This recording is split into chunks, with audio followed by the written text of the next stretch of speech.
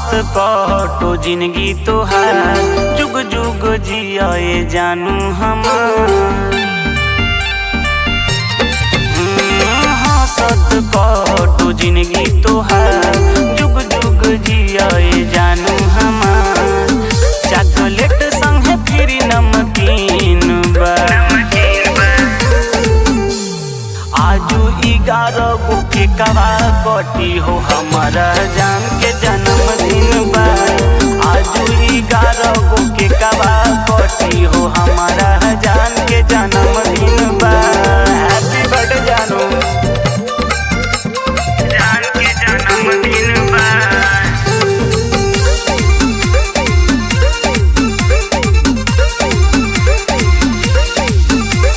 धड़कन हो तू दिल के, आके जमावा महफिल के।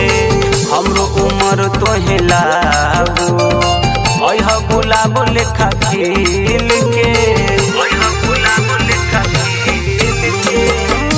बड़ी भाग्य जानू हमारा लाइफ में आइलू, पहिला तू चॉइस हमारा मनवा के भइलू। आज मौसम भी कितना हसीन बा, आजू 11 गो के कवा कटी हो हमारा जान के जन्मदिन बा।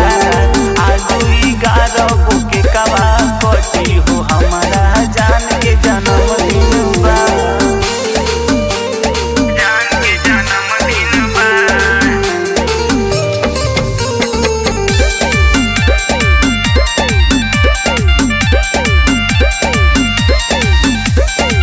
इंस्टा पे टैग कैले बानी, तोहे कोलेब कैले बानी।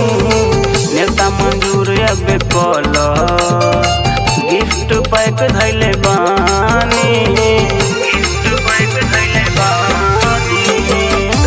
टेंशन के मेंशन हमारा आईडी पकड़ी है, हाथ अपना मोमबत्ती आगे तुम बरी है।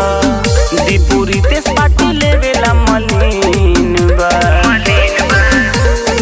आजू 11 गो के कवा कटी हो हमारा जान के जन्मदिन बा। आजू 11 गो के कवा कटी हो हमारा जान के जन्मदिन